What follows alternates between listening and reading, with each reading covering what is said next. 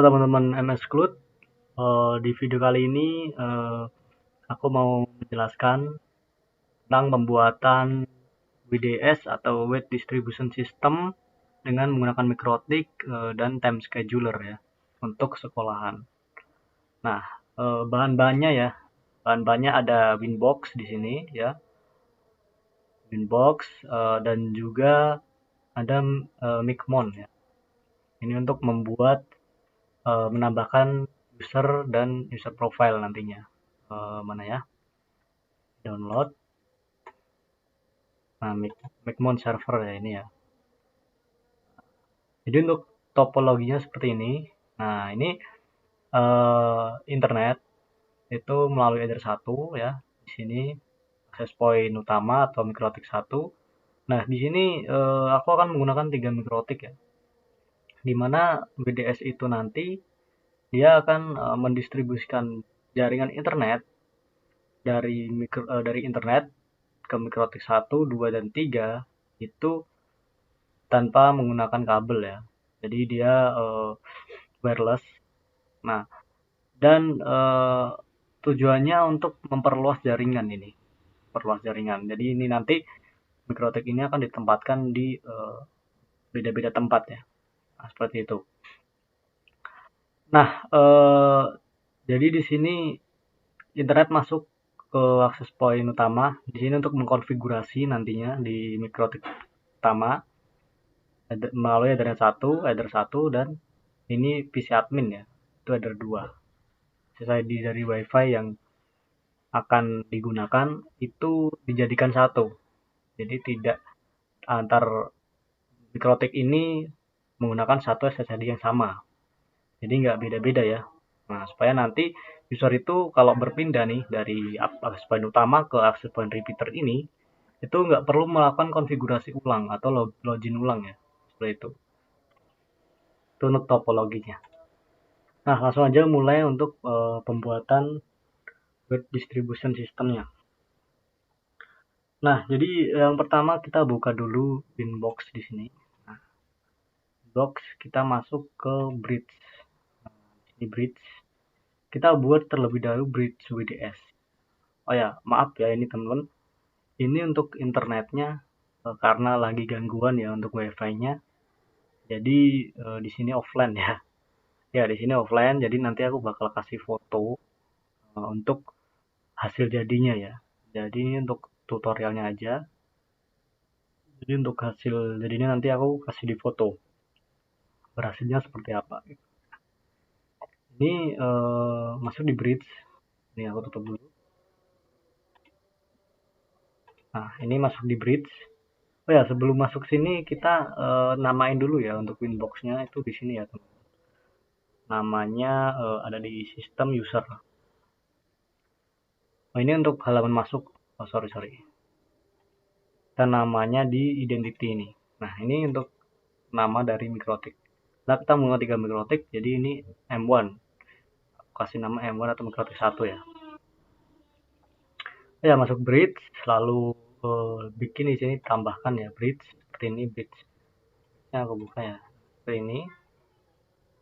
STP-nya juga RSTP ya ini ya. Dipastikan RSTP. Lalu masuk ke port. Di port ini teman-teman tambahkan WLAN dulu, WLAN 1.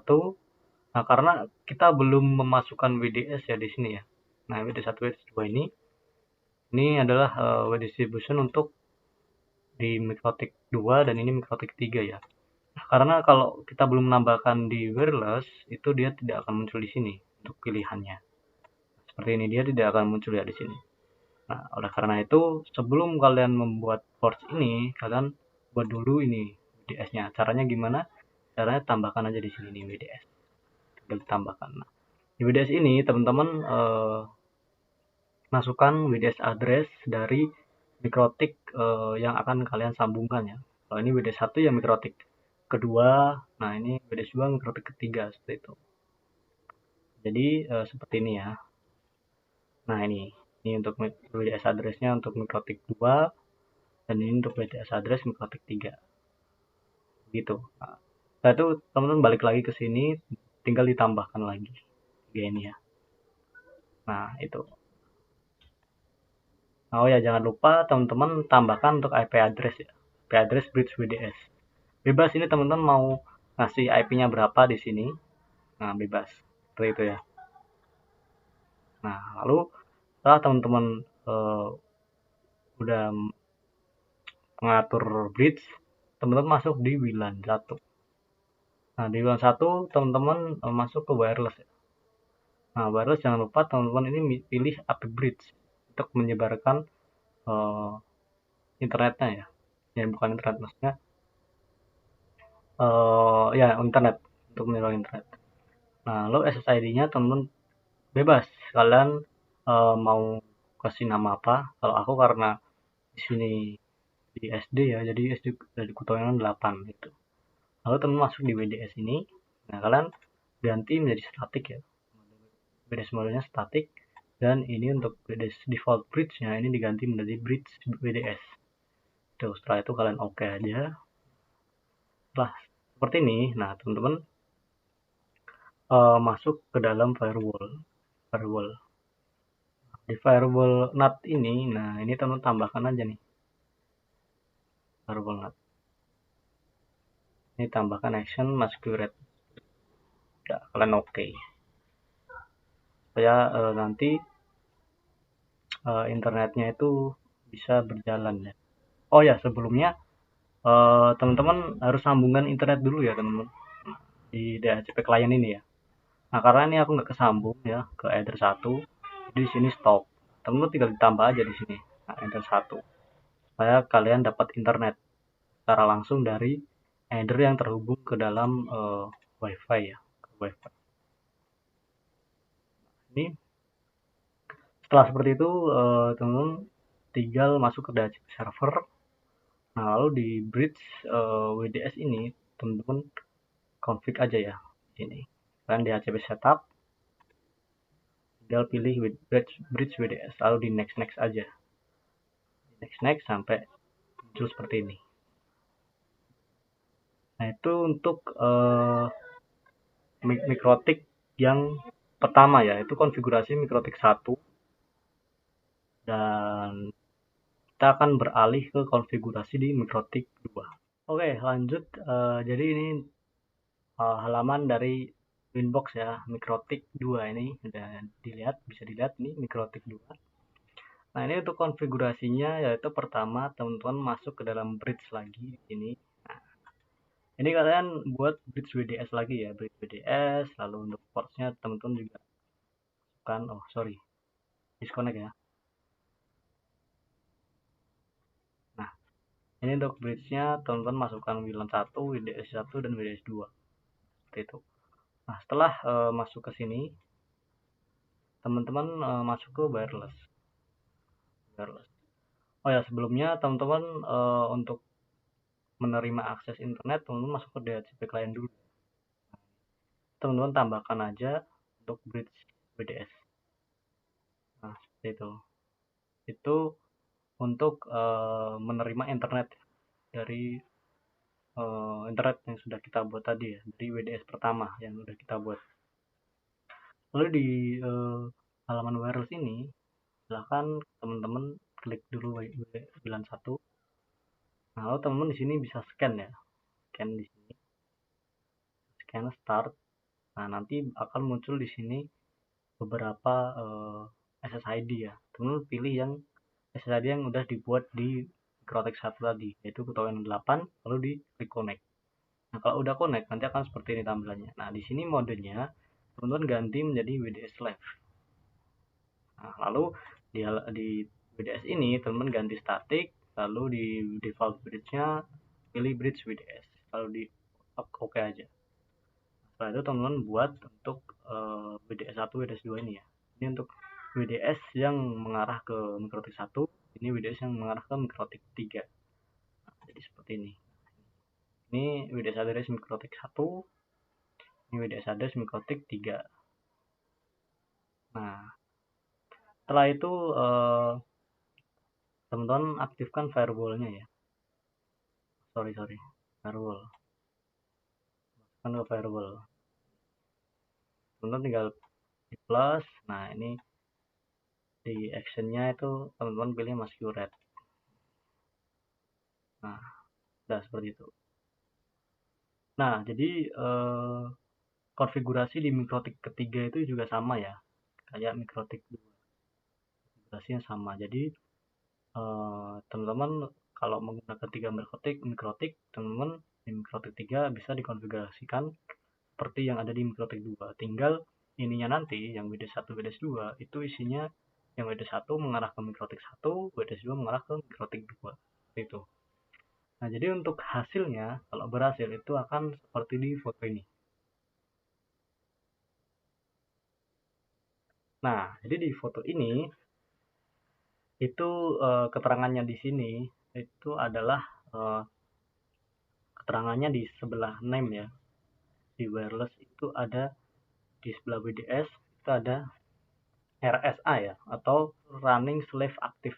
Di WDS slave tadi kan kita pakai WDS slave, itu berarti sudah berjalan. Betul. Jadi di sini tulisannya RSA. Kalau teman-teman belum RSA berarti WDS teman-teman itu belum berjalan ya, apa artinya gagal, nggak bisa running ya. Mungkin itu teman-teman untuk pembuatan dari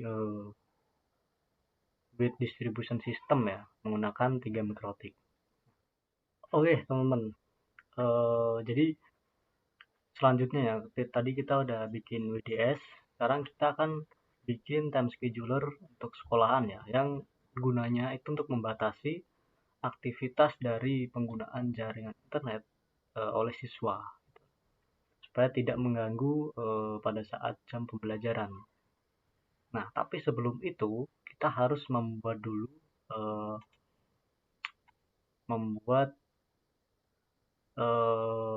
WiFi baru ya, untuk akses siswa, untuk akses guru dan juga akses tamu.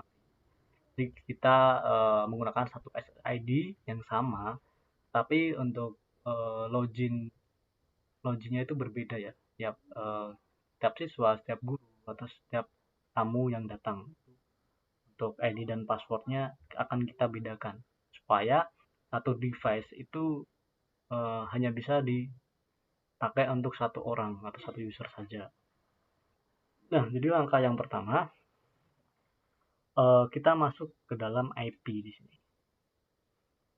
Dalam IP lalu klik hotspot. Nah, ini teman-teman klik aja hotspot setup. Nah, dan pilih bridge BDS.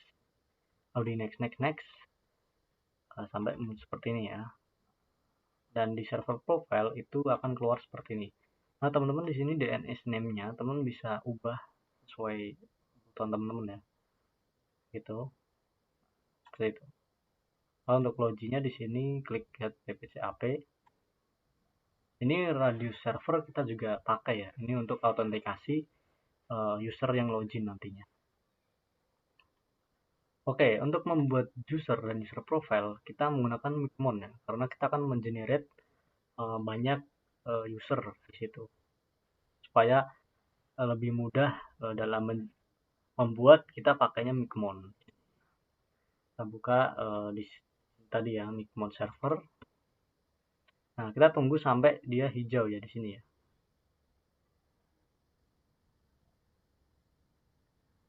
Change server, oke. Kita change server ya.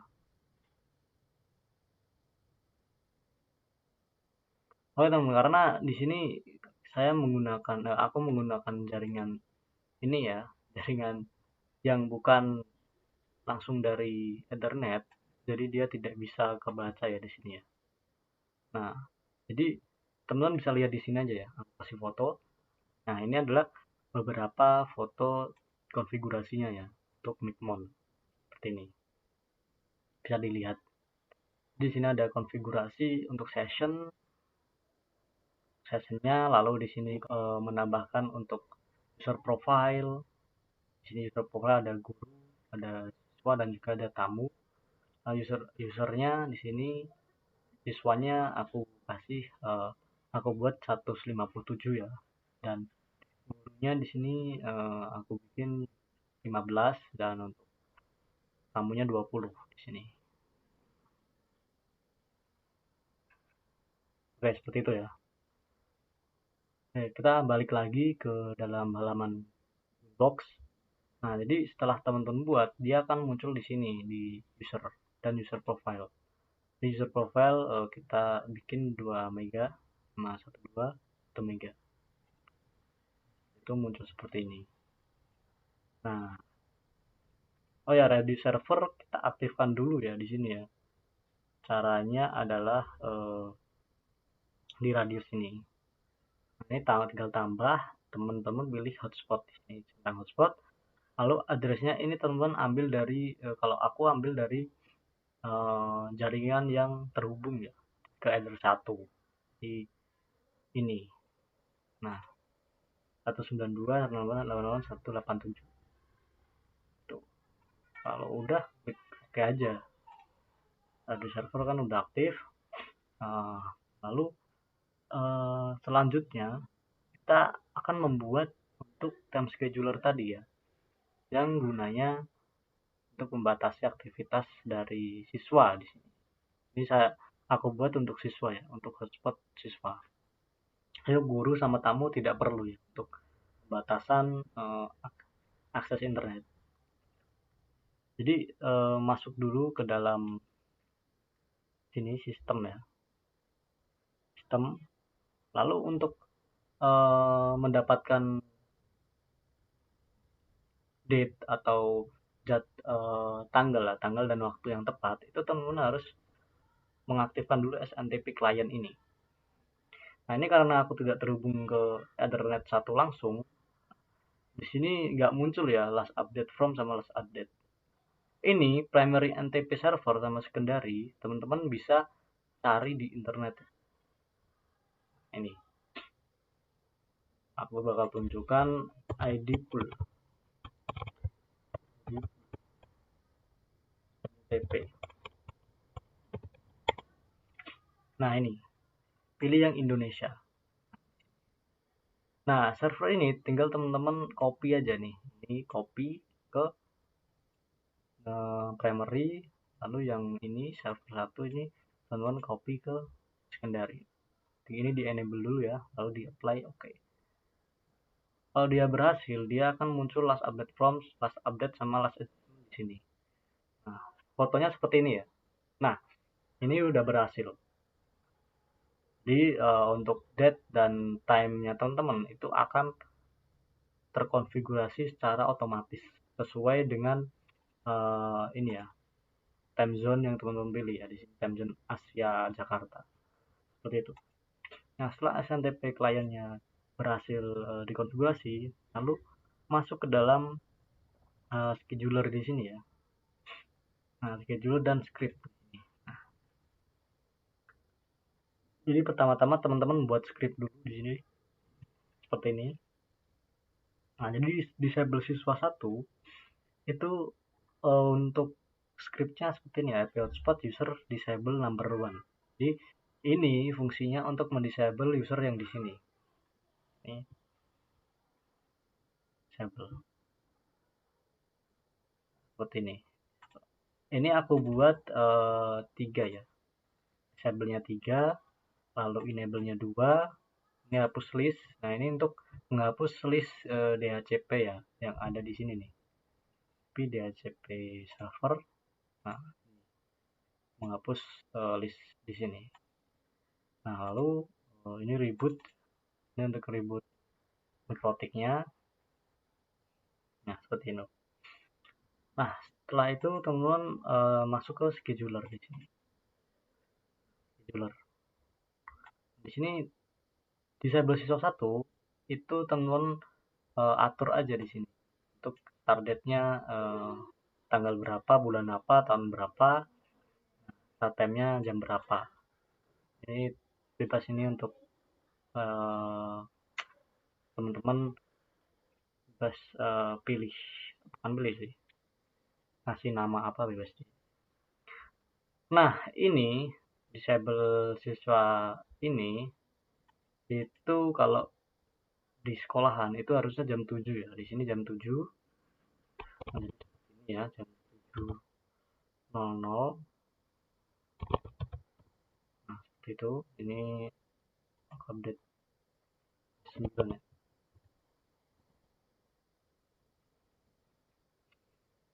Normal seperti ini. Nah, ini jam 9.30, betul ya, jam 9.30. Ini untuk disable kedua ya, saya habis istirahat. Jadi istirahat kan jam 9, jadi ini saya habis istirahat pertama, itu dia akan di disable untuk pelajaran yang habis istirahat kedua. Lalu ini untuk istirahat yang ketiga, yaitu di jam 12.30.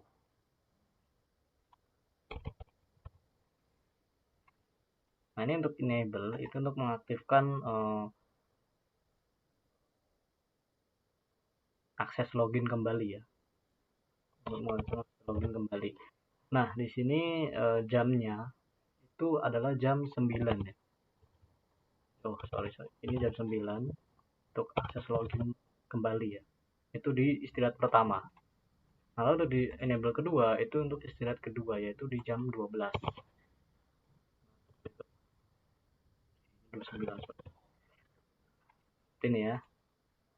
Ini hapus DHCP ini bisa pas udah pulang sekolah ya. Sekolah udah bisa dihapus. Nah, kalau di sini aku kasih jam 6 sore. Lalu di sini untuk rebootnya jam setengah 7 sore ya.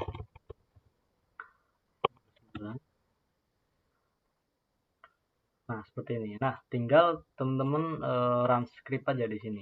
Kalian run script semua di sini sampai hapus DHCP ini, sampai reboot. Kalian run script. Jadi untuk nantinya teman-teman ini nggak akan bisa ya. Jadi untuk hasilnya seperti ini. Ini hasilnya. Nah, ini karena dia pakai radio server, jadi tulisannya adalah radio server not responding kalau kita memasukkan ID, username dan password yang salah. Gitu. Nah, ini seperti ini ya. Jadi di jam yang udah kita tentukan itu, kalau dia disable berarti dia tidak bisa login. Ini kalau dia enable berarti dia udah bisa login lagi. Mungkin itu teman-teman ya, time scheduler. Lalu kita akan lanjut ke dalam pembuatan captive login atau halaman login pada Mikrotik, pada hotspot maksudnya, halaman login di hotspot. Ini kan halaman loginnya udah nggak Mikrotik lagi ya, itu karena caranya gini, kita masuk server profile. Nah, di ini di general, nah di sini nih hotspot. Nah, harusnya kan hotspot ini itu halaman login milik Mikrotik yang asli. Nah, kalau halaman login yang hotspot 1 ini yang sudah kita buat. Caranya gimana? Karena tinggal teman-teman bikin dulu ya satu file gitu. Filenya itu bukan di sini ya, di mana ya? Bentar teman-teman, aku cari dulu ya untuk. Nah, ini hotspot apa nih? Nah, hotspot 1 ini isinya adalah script seperti ini ya, atau codingan-codingan. Teman-teman bisa menyesuaikan sendiri ya dengan codingan teman-teman masing-masing gitu. Nah, jadi foldernya itu teman-teman kasih nama ya, jangan hotspot, tapi hotspot 1 atau yang lain boleh. Tapi jangan hotspot ya, karena di sini Mikrotik udah ada hotspot. Ini. Nah, setelah teman-teman buat foldernya, teman-teman masuk ke dalam files di sini. Tinggal teman-teman drag aja di sini. Drag aja yang ada di folder ini, kalian teman-teman drag itu masukkan ke sini. Setelah dia masuk, nah di sini nanti akan muncul, tinggal teman-teman ganti. Nah, lalu teman-teman cek aja masuk ke dalam ini ya, dalam hotspot tadi. Nah, jika berhasil, dia tampilan hotspotnya akan berubah. Nah, itu untuk halaman login Mikrotik. Oke, teman-teman MS Cloud, aku akan melanjutkan pembuatan monitoring user Mikrotik ya, dengan menggunakan Google Looker Studio dan juga untuk pembatasan website ya menggunakan layer 7 protocol. Nah, jadi kita akan membuat layer 7 protokolnya dulu ya. Nah, jadi mikrotik monitoringnya terakhir ya. Nah, untuk pembatasan website itu bisa teman-teman cari di sini ya, di firewall. Teman bisa klik yang layer 7 protocol. Di sini teman-teman bisa kasih nama, terserah teman-teman ya. Kalau aku di sini nama blokir situs, nah teman-teman masukin aja seperti ini skripnya. .com, instagram.com, youtube.com, nah seperti ini ya. Nah ini jadi yang akan diblokir adalah Facebook, Instagram, YouTube. Lalu oke, nah lalu di firewall rules di sini teman-teman tambah, lalu teman-teman masukkan di sini source address-nya. Kalau aku kan pakai yang dari bridge, jadi 192.168.10.0/24. Nah, lalu untuk layer 7 protocol di sini pilih blokir situs. Untuk actionnya teman-teman pilih masquerade. Pilih drop maksudnya. Nah, pilih drop nih. Jadi seperti ini ya yang udah aku buat. Nah, seperti ini drop, lalu blokir situs, forward, ini. Setelah itu teman-teman bisa tes ya di browser. Jadi untuk hasilnya adalah seperti ini. Jadi dia tidak bisa untuk mengakses Facebook, mengakses Instagram dan juga YouTube. Nah, itu untuk pembatasan dari website ya, yang tidak diperlukan untuk sekolah. Nah, lalu kita masuk ke monitoringnya ya teman. Nah, untuk monitoringnya itu kita memerlukan Google Drive. Bahannya adalah Google Drive punya teman-teman. Kita ke Google Drive di sini. Google Drive. Ini Google Drive aku ya teman-teman. Ini Google Drive. Lalu teman-teman bisa tambahkan folder ya di sini ya. Tambahkan folder. Kalau aku foldernya Netwatch seperti ini. Lalu ini adalah isinya Netwatch monitoring. Ini ya. Ini jadi teman-teman buat seperti ini. Atau kalau teman-teman buat sesuai keinginan teman-teman ya. Kalau aku ini angkat IP status waktu. Ini ya. Ini data ini diambil dari Mikrotik semuanya ya. Mikrotik.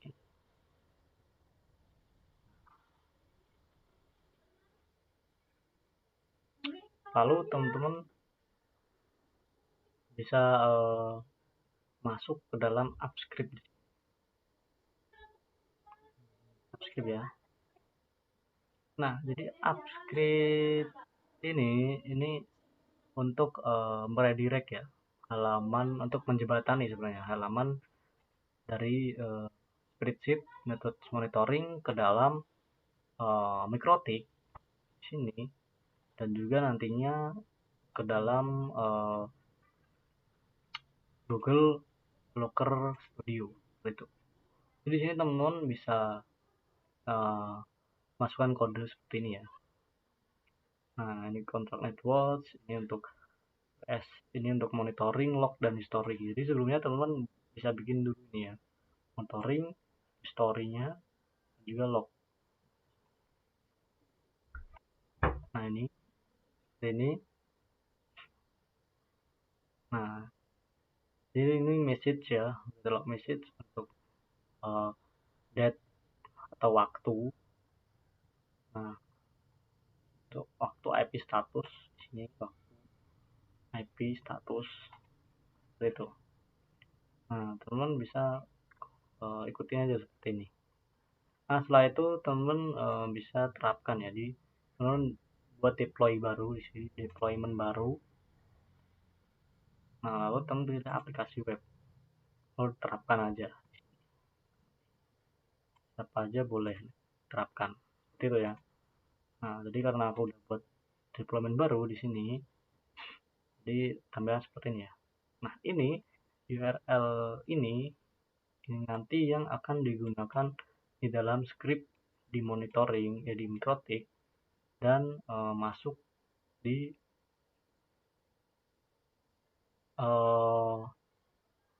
Google Locker Studio-nya gitu. Nah, setelah teman buat itu, teman-teman masuk ke dalam Winbox. Nah, jadi di Winbox teman-teman pilih sistem atau script. Teman bikin network post di sini ya. To fetch method ini ya. Nah, ini URL ini teman-teman ambil dari deployment tadi ya. Jadi nanti informasi dari Mikrotik itu akan diarahkan ke URL ini. Dia akan diarahkan ke dalam URL ini. Jadi akan masuk ke Google Locker Studio nanti. Seperti ini ya. Lalu setelah itu teman-teman masuk ke dalam tools ya. Tools lalu networks. Mana networks? Nah, ini. Teman di sini bikin user yang akan teman-teman monitoring. Ya, aku udah buat akan monitoring. Nah, ini sama, ini up down, ini gunanya untuk kita melihat nanti user kalau up, dia itu tandanya adalah dia terhubung ke internet. Kalau dia down berarti dia tidak terhubung di internet. Seperti ini. Ini juga URL-nya masuk ke sini tadi ya. Itu nanti akan ke redirect ke Google Locker Studio ini. Nah, tinggal teman-teman klik ini aja ya, tambah. Nah, oke, langsung masuk ke dalam Google Locker Studio. Terus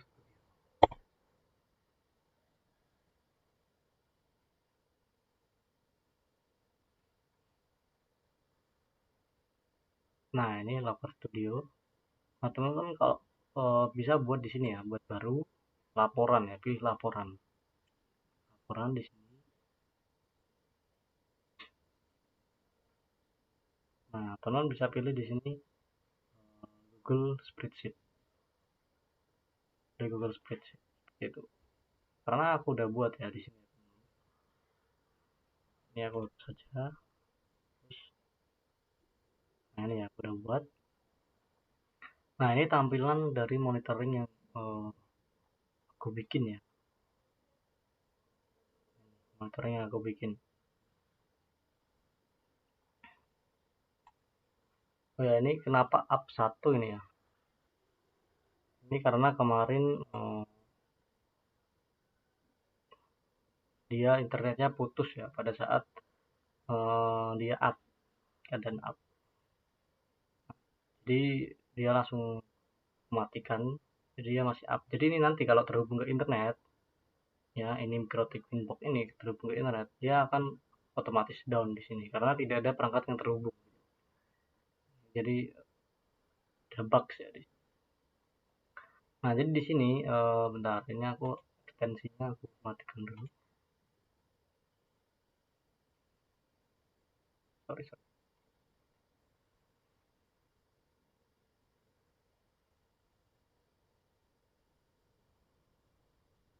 Nah, ini halamannya seperti ini. Jadi teman-teman di sini punya data ya.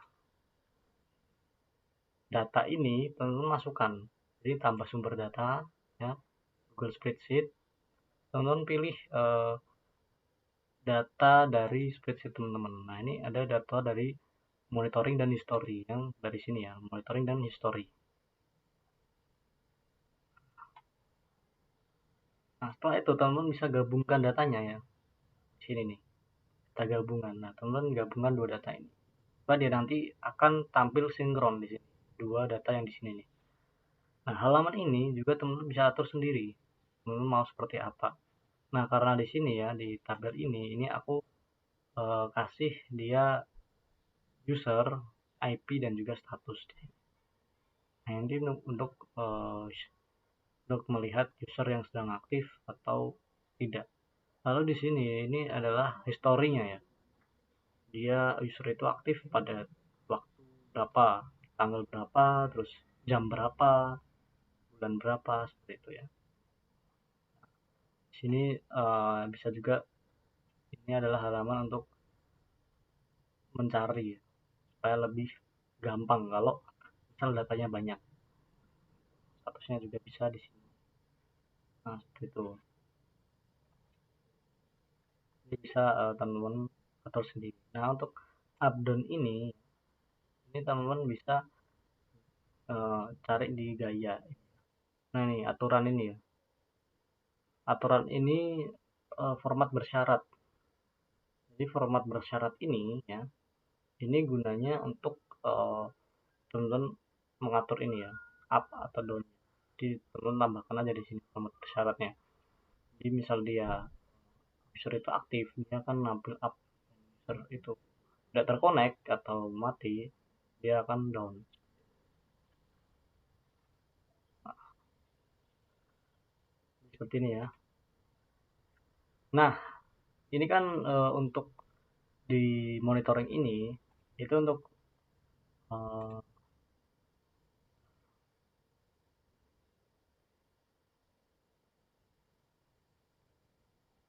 nah, untuk keaktualan datanya itu 15 menit ya.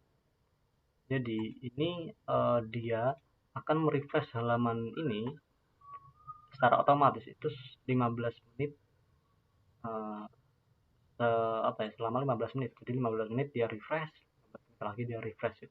Dan itu termasuk waktu yang lama. Jadi supaya dia bisa merefresh waktu yang lebih cepat, di sini kita membutuhkan ini extension untuk Looker Studio. Jadi Looker Studio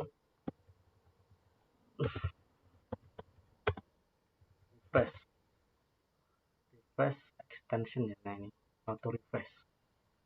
Nah, ini teman-teman bisa tambahkan ke extension di Chrome teman-teman ya. Mau di Chrome atau Mozilla terserah. Di Chrome. Ini karena aku udah masukkan, ya udah ini bisa. Nah, tinggal ini teman-teman. Nah, ini di scan, read, and change type data. Ini teman pilih on localstudio.com ya. Seperti itu. Nah, setelah itu teman-teman klik aja di sini. Teman-teman bisa atur di sini mau refresh berapa second. Nah, ini aku 15 detik. Aku 15 detik atau 20 detik di sini. Nah, kita bisa lihat di sini.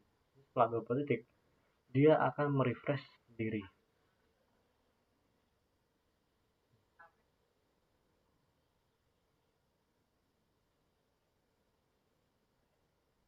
Tunggu bentar ya, ini 20 detik supaya dia merefresh.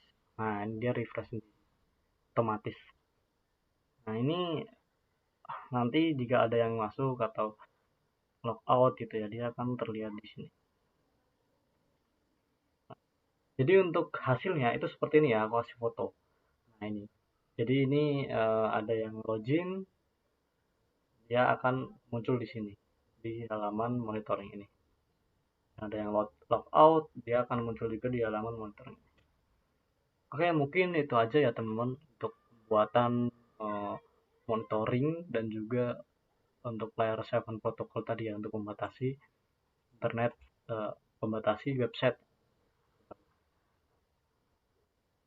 Jadi mungkin itu aja teman-teman sharingnya untuk pembuatan monitoring tadi. Nah, jika nanti ada pertanyaan silahkan teman-teman komen di bawah. Nah, jangan lupa teman-teman like, komen, dan juga subscribe channel ini ya, supaya nanti aku bisa bikin video-video yang baru lagi. Seperti itu. Oke, terima kasih sudah menonton dari awal sampai akhir. See you in the next video.